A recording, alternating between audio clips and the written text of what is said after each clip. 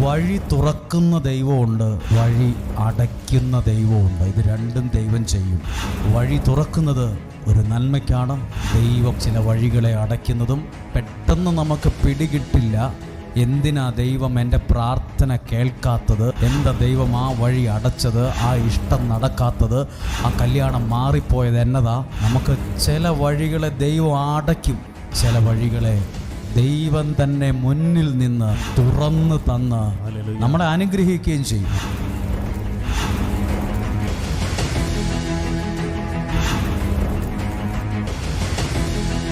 ിരിക്കാൻ ആവശ്യപ്പെട്ടത് ഓരോരുത്തരും അത് നല്ല അർത്ഥത്തിൽ മനസ്സിലാക്കുമെന്ന് വിശ്വസിക്കുന്നു.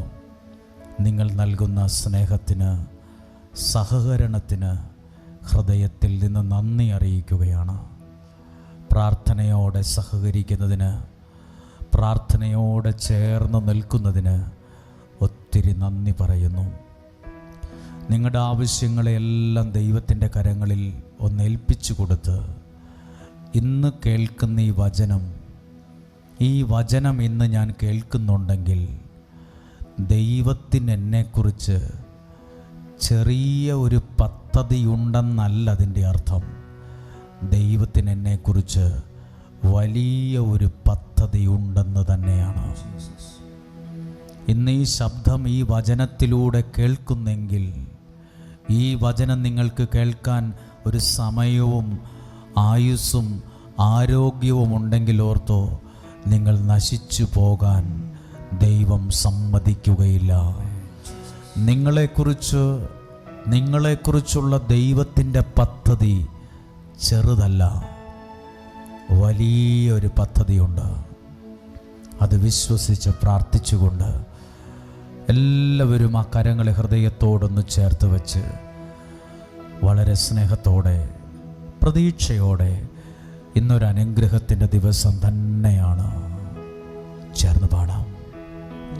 ആശ്വാസത്തിൻ ഉറവിടമാം ക്രിസ്തു എന്നെ വിളിച്ചിടുന്നു, എന്നെ വിളിച്ചിടുന്നു, എന്നെ വിളിച്ചിടുന്നു.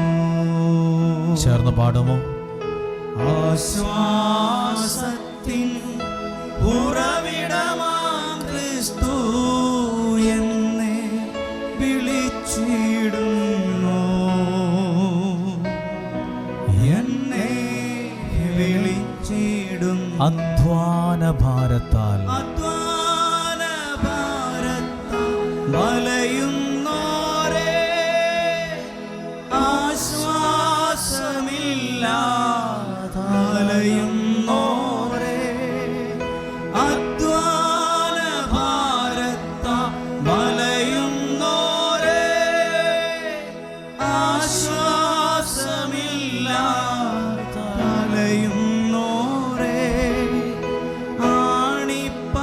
ആണിപ്പാടുള്ളവൻ കരങ്ങൾ നീട്ടി എന്നെ വിളിച്ചിടുന്നു,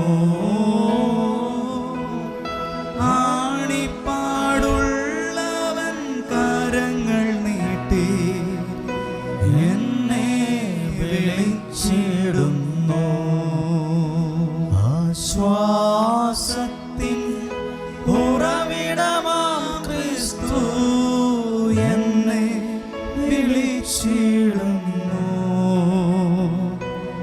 എന്നെ വിളിച്ചിടുന്നു.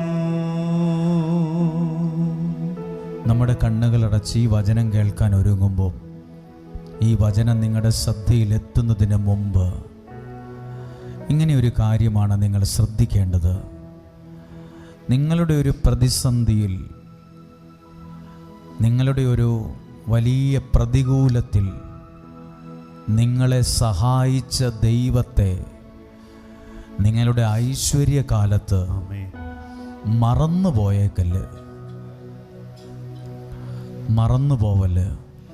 ഈ അടുത്ത കാലത്ത് ഒരു കോടീശ്വരനായ ഒരാൾ മരണപ്പെട്ടു. എല്ലാം ഉണ്ട്, വിമാനമുണ്ട്, കാറുണ്ട്, എല്ലാ സൗകര്യങ്ങളും ഉണ്ട്.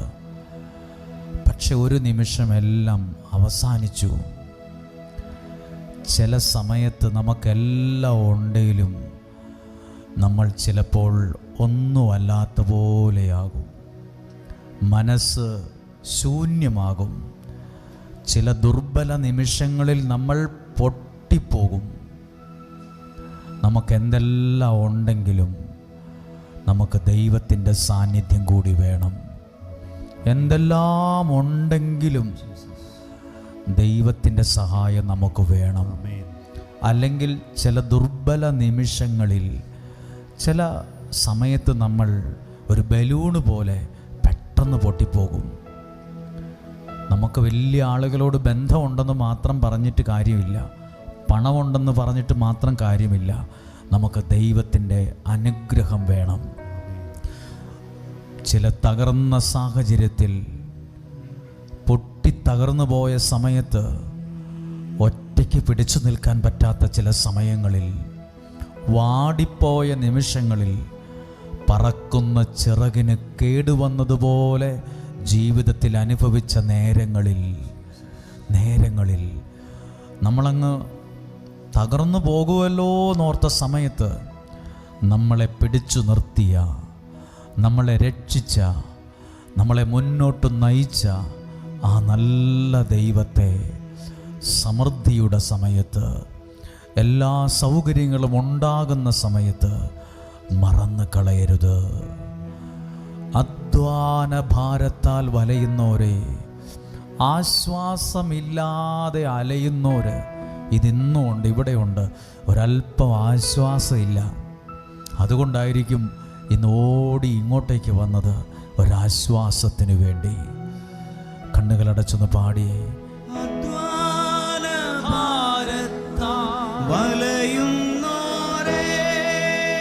എന്തിന്?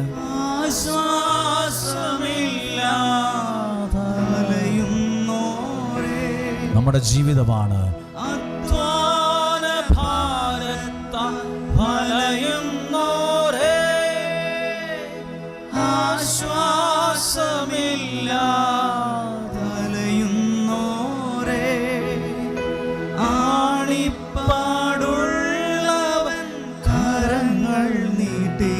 പറഞ്ഞു, എന്നെ വിളിച്ചിടുന്നു. ആണിപ്പാടുള്ളവൻ കരങ്ങൾ നീട്ടി എന്നെ വിളിച്ചിടുന്നു. അതുകൊണ്ട് ശബ്ദമുയർത്തി പാടുമോ?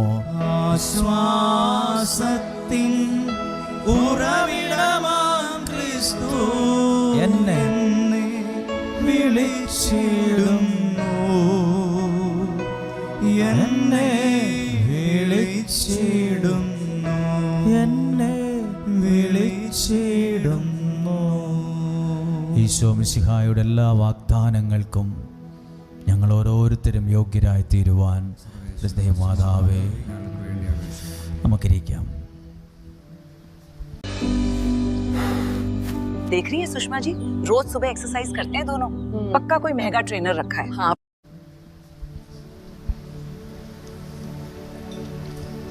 हालेलुया। ഇന്ന് ഫെബ്രുവരി മാസത്തെ ആദ്യ വെള്ളിയാഴ്ചയാണ്. നമ്മളുടെ ഈ സ്ഥലത്തും ഈ അന്തരീക്ഷത്തിലും കൊള്ളുന്നതിലധികം ആളുകൾ അകത്തും പുറത്തും ഇരിക്കുകയും നിൽക്കുകയും ഒക്കെ ചെയ്യുന്നവരുണ്ട്. ആദ്യമേ തന്നെ നിങ്ങൾ ഈ വചനമൊക്കെ കേൾക്കാനും പ്രാർത്ഥിക്കാനും ഈ സമയമില്ലാത്ത സമയത്ത് സമയം കണ്ടെത്തി വന്നതിനെ ഓർത്ത് ഞങ്ങൾ ഹൃദയത്തിൽ നിന്ന് നന്ദി പറയുകയാണ്. നിങ്ങളെ ബഹുമാനത്തോടെ കാണുന്നു, നിങ്ങളെ അംഗീകരിക്കുന്നു, ദൈവത്തിൻ്റെ നാമത്തിൽ നിങ്ങളെ സ്നേഹിക്കുന്നു. ഇന്നൊത്തിരി പ്രതീക്ഷയോടെയാണ് നമ്മളിവിടെ ഇരിക്കുന്നത്. ഈ അടുത്ത കാലത്ത് നമ്മളൊരു വാർത്ത കേട്ടു. 56 വയസ്സുള്ള ഒരാൾ, അദ്ദേഹം തന്നെ മരിച്ചു. നമ്മളിത് വായിച്ചപ്പോൾ നമ്മൾ ഓർക്കുമ്പോൾ അദ്ദേഹം കോടാനുകോടി സമ്പത്തുള്ള ആളാണ്. പക്ഷെ പിന്നെ എന്തിനാണ് മരിച്ചത്? എല്ലാം ഉണ്ടെങ്കിലും, എല്ലാം ഉണ്ട്, പക്ഷെ എല്ലാം ഉണ്ടെങ്കിലും ചില സമയത്ത് നമ്മൾ ഒറ്റപ്പെട്ടു പോകും. ചില സമയത്ത് നമ്മുടെ മനസ്സ് ദുർബലമായി പോവും. എല്ലാം ഉണ്ടെങ്കിലും, അതുകൊണ്ടാണ് പറഞ്ഞത്, എല്ലാം ഉണ്ടെങ്കിലും ദൈവത്തെ ഒരിക്കലും മാറ്റി നിർത്തരുത്. കാരണം ചിലപ്പോൾ നമ്മുടെ മനസ്സ് തകർന്നു പോകുമ്പോൾ നമ്മൾ ഉദ്ദേശിച്ച് ആരും അടുത്തു വന്നു എന്ന് വരില്ല. നമ്മുടെ ദൈവം ആരാന്നറിയാമോ? മനസ്സ് തകരുമ്പോൾ പുറമേ നോക്കിയാൽ മനസ്സ് തകർന്നവരെ ഒന്നും പിടികിട്ടത്തില്ല. കുറച്ചു നേരം മിണ്ടിയും പറഞ്ഞൊക്കെ ഇരിക്കുമ്പോഴാണ് നമുക്കറിയുന്നത് ഈ മനുഷ്യൻ്റെ മനസ്സ് തകർന്നതാണല്ലോ. മനസ്സ് തകരുമ്പോൾ അടുത്തു വരുന്നവനാണ് ദൈവം. ഇവിടെയും ഇരിപ്പുണ്ട് മനസ്സ് തകർന്നു പോയവർ, വീണുപോയവർ, പൊട്ടിപ്പോയവർ, വെറുതെ ഇങ്ങനെ എന്ത് ചെയ്യണമെന്നറിയാതെ പകച്ചു നിൽക്കുന്നവർ. മനസ്സ് തകർന്നിരിക്കുന്നവരോട് പറയുകയാണ്, മനസ്സ് തകരുമ്പോൾ ഓടി അടുത്തു വരുന്നൊരു ദൈവമുണ്ട്. ആ ദൈവസന്നിധിയിലാണ് ഞാനും നിങ്ങളും ഇന്ന് വന്ന് നിൽക്കുന്നത്. ഹല്ലേലൂയ. നമ്മളുടെ പ്രശ്നങ്ങൾ കേൾക്കാൻ ഇഷ്ടം പോലെ ആൾക്കാരുണ്ട്. പക്ഷെ കേൾക്കുന്ന പലർക്കും നമ്മുടെ പ്രശ്നം പരിഹരിക്കാൻ അറിയത്തില്ല. അവർക്ക് നമ്മുടെ പ്രശ്നങ്ങൾ പലർക്കും കേൾക്കാൻ പറ്റും, പലർക്കും നമ്മുടെ പ്രശ്നങ്ങൾ പരിഹരിക്കാൻ പറ്റില്ല. എന്നാൽ എൻ്റെ ദൈവത്തിന് മനുഷ്യർക്ക് പരിഹരിക്കാൻ പറ്റാത്തൊരു വിഷയമാകട്ടെ, ദൈവത്തിനത് പരിഹരിക്കാൻ പറ്റും. ദൈവത്തിന് ആ പ്രശ്നത്തെ പരിഹരിക്കാൻ പറ്റും. അപ്പോൾ ഇന്ന് ഈ വചനം കേൾക്കുമ്പോൾ ഓർത്തേ, നിങ്ങളെക്കുറിച്ച് ദൈവത്തിന് ചെറിയൊരു പദ്ധതിയല്ല ഉള്ളത്. ഈ വചനം കേൾക്കുന്ന നിങ്ങളെക്കുറിച്ച് ദൈവത്തിന് വലിയൊരു പദ്ധതിയുണ്ട്, വലിയ പദ്ധതിയുണ്ട്. അതാ ഇവിടെ വന്നിരിക്കുന്നത്, അല്ലെങ്കിൽ ഈ സാഹചര്യങ്ങളോട് പൊരുത്തപ്പെടാൻ തയ്യാറാകുന്നത്, അല്ലെങ്കിൽ ആര് ഇത്രയും വലിയ റിസ്ക് എടുക്കും, ആരിതിനകത്ത് തിങ്ങിക്കൂടി ഇരിക്കും. ഈ ഉച്ച സമയത്ത്, വൈകുന്നേരമൊക്കെയാണെങ്കിൽ പിന്നെയും അഡ്ജസ്റ്റ് ചെയ്യും. ചൂടും ആവിയും പരവേശമുള്ള സമയത്ത് ഇങ്ങനെ ആര് നിലത്തിരിക്കും, ആര് നിൽക്കും? ദൈവത്തിൻ്റെ ഒരു പദ്ധതി നിങ്ങളുടെ മേലുള്ളത് കൊണ്ടാണ് ഇവിടെ ഇരിക്കുന്നത്. അല്ലെങ്കിൽ ഈ സമയത്ത് താഴെ കടയിൽ പോയിരിക്കും, കഴിയാറാകുമ്പോഴത്തേക്കും വരാമെന്ന് വെക്കും. നിങ്ങൾക്ക് നല്ല വാഹനങ്ങൾ അവിടെയുണ്ട്, അവിടെ പോയിരിക്കാൻ നോക്കും. ആരോടെങ്കിലും വർത്തമാനം പറഞ്ഞു നിൽക്കും, ആരോടെങ്കിലും ഫോൺ വിളിച്ച് അവിടെ ഇവിടെ മാറി നിൽക്കും. നിങ്ങളുടെ കയ്യിലെല്ലാം ഫോണുണ്ട്, അതിൽ മെസ്സേജ് നോക്കാതെ, അതിലാരും വിളിച്ചുകൊണ്ടിരിക്കാതെ, അതിൽ ഇയർഫോൺ വെച്ച് പാട്ട് കേൾക്കാതെ ഈ ദൈവവചനം നിങ്ങൾ ഇവിടെ ഇരുന്ന് കേൾക്കുന്നുണ്ടെങ്കിൽ നമ്മുടെ ദൈവത്തിന് നിങ്ങളെക്കുറിച്ച്